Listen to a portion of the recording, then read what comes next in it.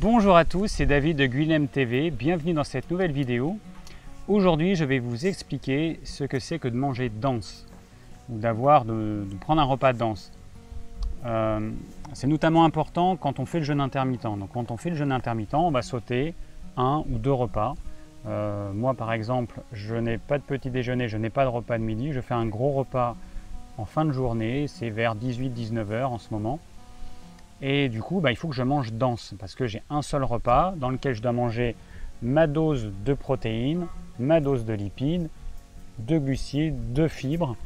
Donc il faut que je mange dense parce que mon estomac il a un volume limité. Donc je ne peux pas mettre dans mon estomac l'équivalent de 3 repas, c'est pas possible. Ça ne va pas rentrer, ça ne va pas bien se digérer de toute façon. Alors pour faire un repas dense, quand vous supprimez uniquement le petit déjeuner, si vous faites un repas de midi et un repas du soir, c'est pas bien compliqué. En revanche, quand vous faites un seul repas par jour, c'est beaucoup plus compliqué d'arriver à tout manger. Le problème, c'est que par exemple les crudités vont prendre beaucoup de volume dans votre estomac. Et si vous prenez en entrée une bonne crudité, si en plus vous mangez des légumes, ça va être compliqué après d'y ajouter suffisamment de protéines, suffisamment de glucides, suffisamment de lipides. Et vous allez mal digérer parce que vous aurez trop de choses dans votre estomac. Ce que je fais, c'est que je vais séparer certaines choses de mon repas principal. Au lieu de prendre en entrée une crudité, ensuite mon plat, je ne vais pas prendre de crudité. Et à la place, je vais prendre un jus de légumes que je vais prendre 1 à 2 heures avant mon repas. De cette façon, dans mon jus de légumes, je vais avoir un condensé de ce qu'il y a dans, je sais pas moi, dans 1 kg de légumes par exemple. Je vais avoir un condensé dans le jus, donc ça c'est quelque chose de dense.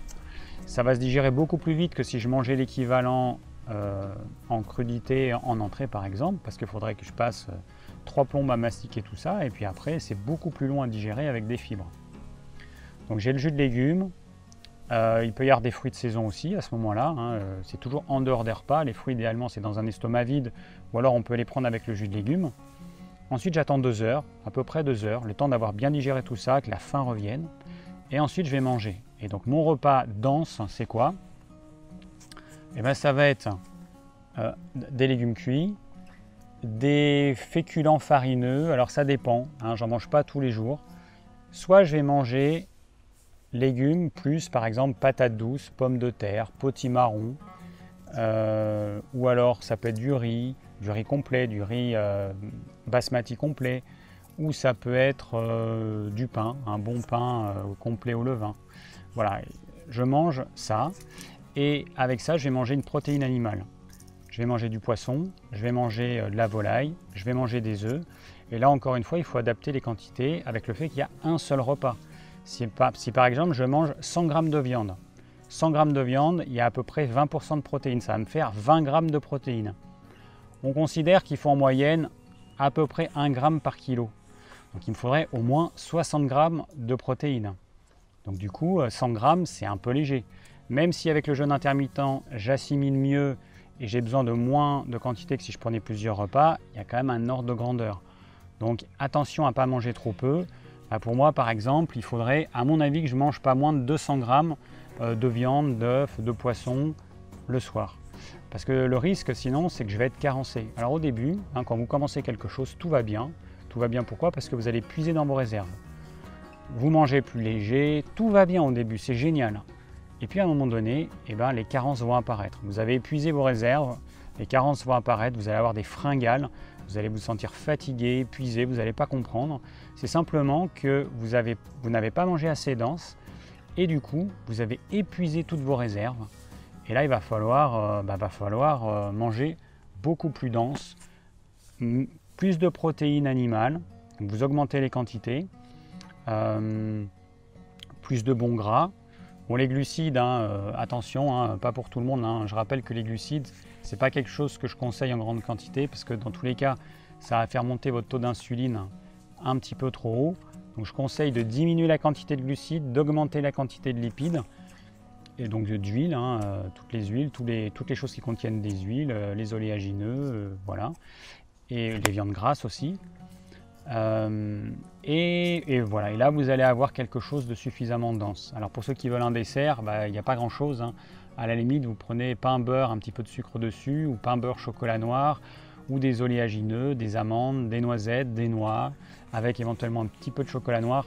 Attention à ne pas trop en manger le soir, parce que je rappelle que le chocolat noir il contient la théobromine, un dérivé de la caféine, et que ça va avoir les mêmes effets, ça va augmenter votre rythme cardiaque, ça va augmenter votre vigilance, et ça agit à peu près en une demi-heure.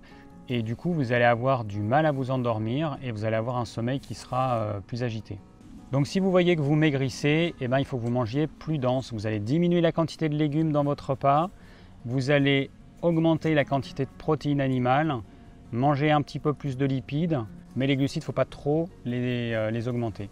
Hein, il vaut mieux augmenter donc, protéines animales, maximum à mon avis 1 gramme par kilo de poids.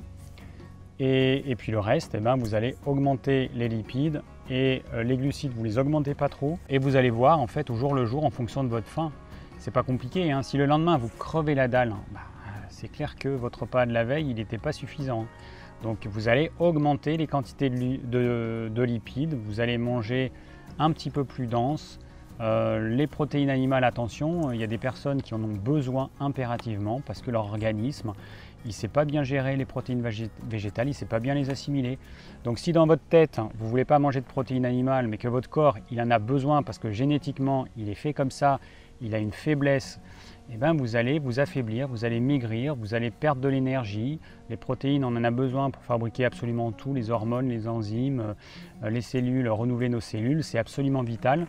Donc attention, mangez donc suffisamment de protéines animales et puis suffisamment de bons gras. Regardez la vidéo que j'ai faite sur le bon gras pour voir ce que j'appelle le bon gras. Et puis les glucides, vous allez les augmenter, enfin les glucides complexes, vous allez les augmenter légèrement.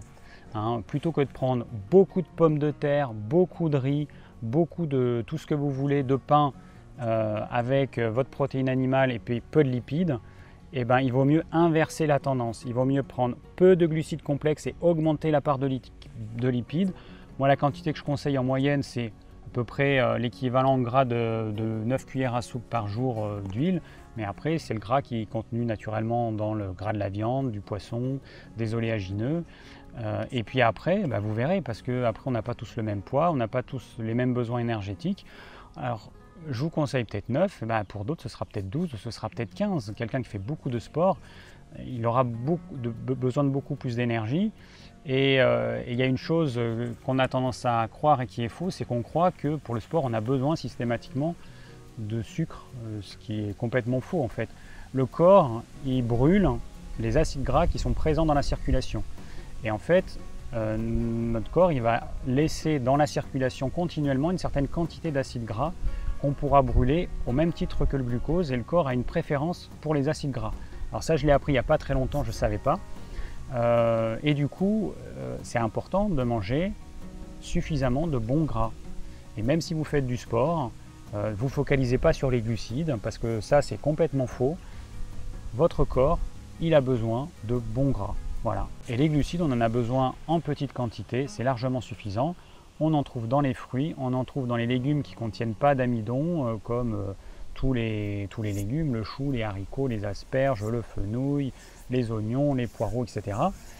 Et on contient des glucides complexes dans certaines courges, le potimarron, le butternut, dans les patates douces, les pommes de terre, et puis toutes les céréales et les légumineuses. Et il y a aussi des glucides complexes dans les oléagineux, les amandes, les noix, les noisettes, les noix de cajou, etc. Merci d'avoir suivi cette vidéo, j'espère qu'elle vous aura plu et qu'elle vous aura permis de comprendre ce que j'appelle un repas dense ou manger dense. Si vous avez des questions, n'hésitez pas à les laisser en commentaire. Si vous désirez recevoir gratuitement mes conseils pour une alimentation saine, cliquez sur le lien ci-dessous. Et je vous dis à très bientôt pour de nouvelles vidéos.